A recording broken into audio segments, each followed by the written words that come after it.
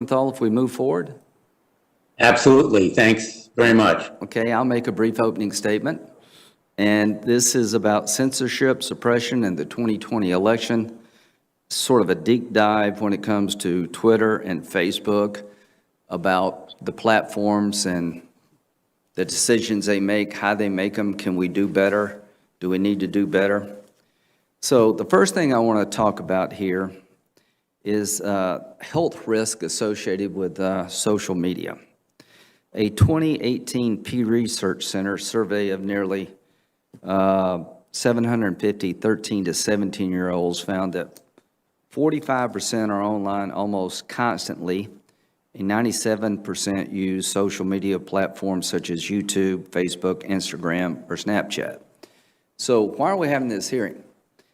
The products that these two companies offer, people like and they use.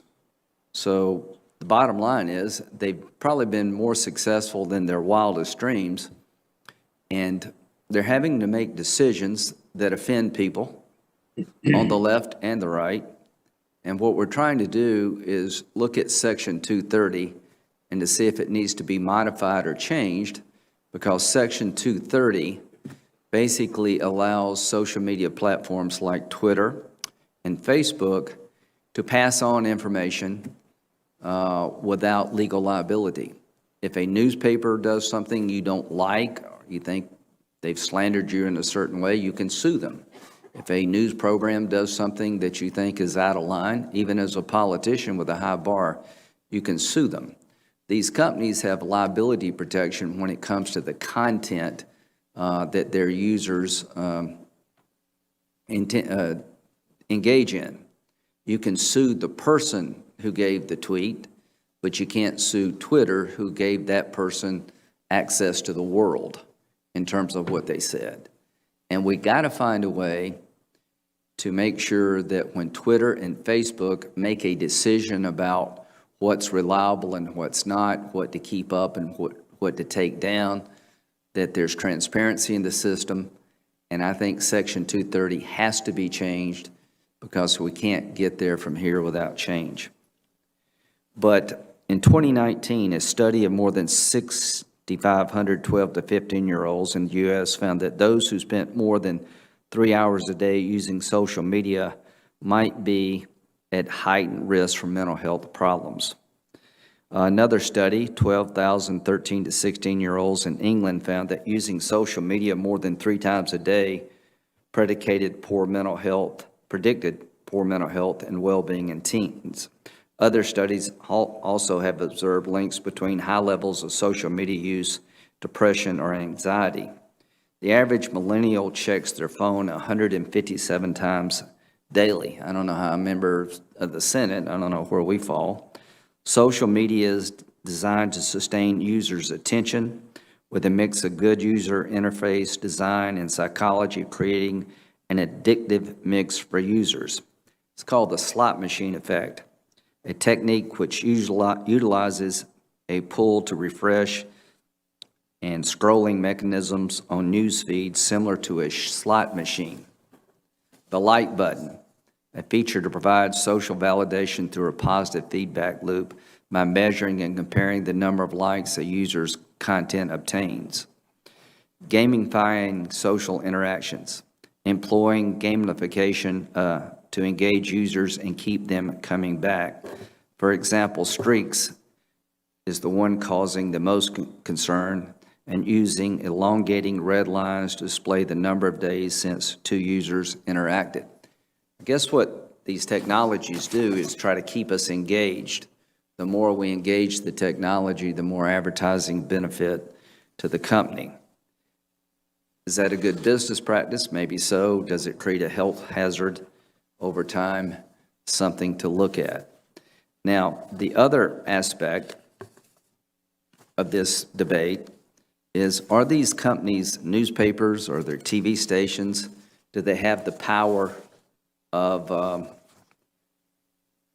media organizations that have rules and regulations, and the current media platforms do not? There are rules about what a television station can do, There are rules about what a newspaper can do. And what I want to try to find out is if you're not a newspaper at Twitter or Facebook, then why do you have editorial control over the New York Post? They decided, and maybe for a good reason, I don't know, that the New York Post articles about Hunter Biden needed to be flagged, excluded from distribution, or made hard to find. That to me seems like you're the ultimate editor. The editorial decision at the New York Post to run the story was overridden by Twitter and Facebook in different fashions to prevent its dissemination. Now, if that's not making an editorial decision, I don't know what would be. It's one thing when we do it in our private lives. Nikki Haley made a post about her concerns about mail-in balloting.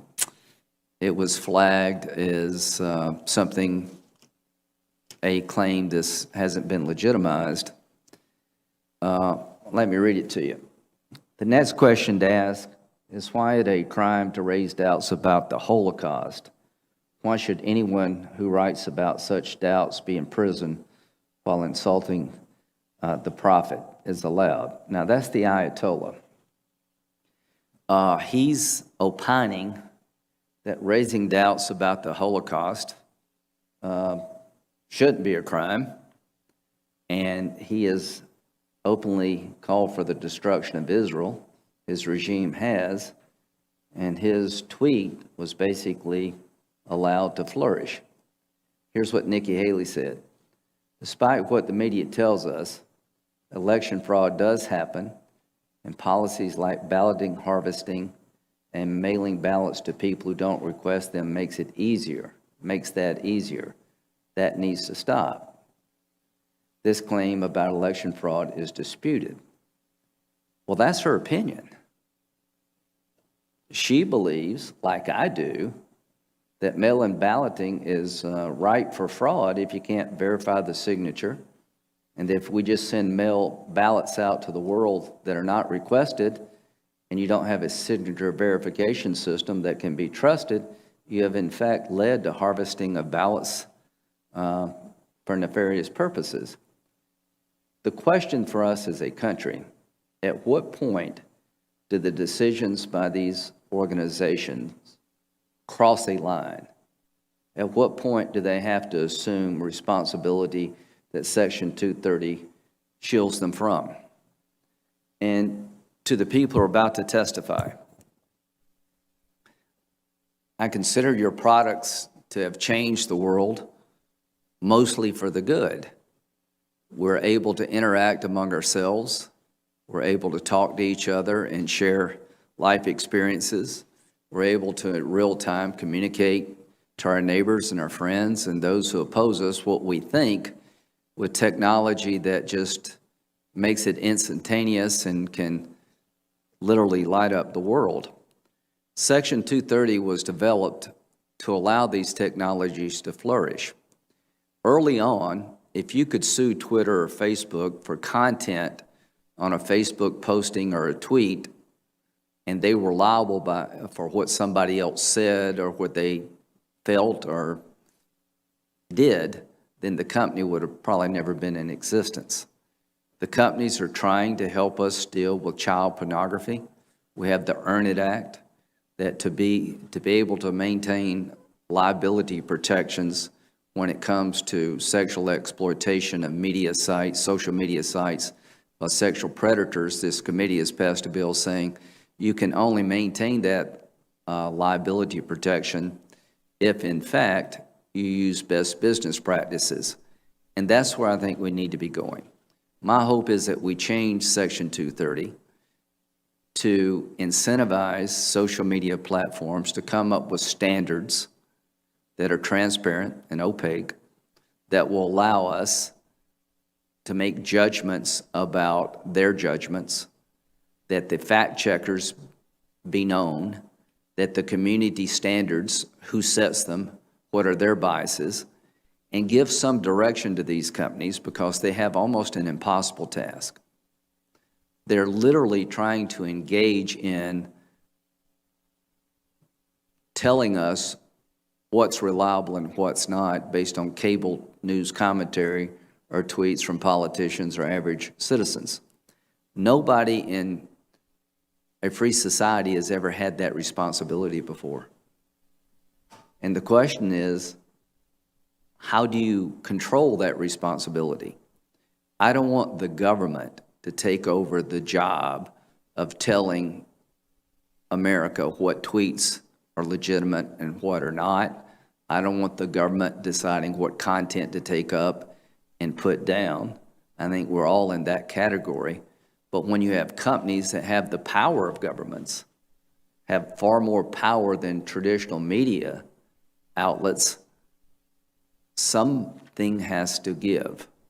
And I'm hoping in this hearing today that we can find a baseline of agreement, that Section 230 needs to be changed, that my bias would be to allow the industry itself to develop best business practices to protect the sites against terrorism and child exploitation and other concerns, that we look at the business practices of these companies through a health prism, that some of their practices need to be modified because it can become addictive.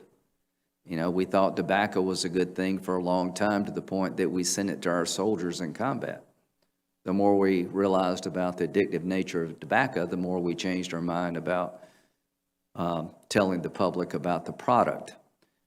So whether or not we do that with social media platforms, that these platforms can be addictive if used too often, I don't know if we need to go there, but I do know that Section 230, it exists today, is got to give. And I think there's Republican and Democrat concern about the power that's being used by social media outlets to tell us what we can see and what we can't, what's true and what's not, to the extent that Section 230, in my view, has to be rewritten. So that's the purpose of this hearing, is to find a way forward to bring about change. And when it comes to social media platforms in Section 230, change is going to come. With that, Senator Blumenthal.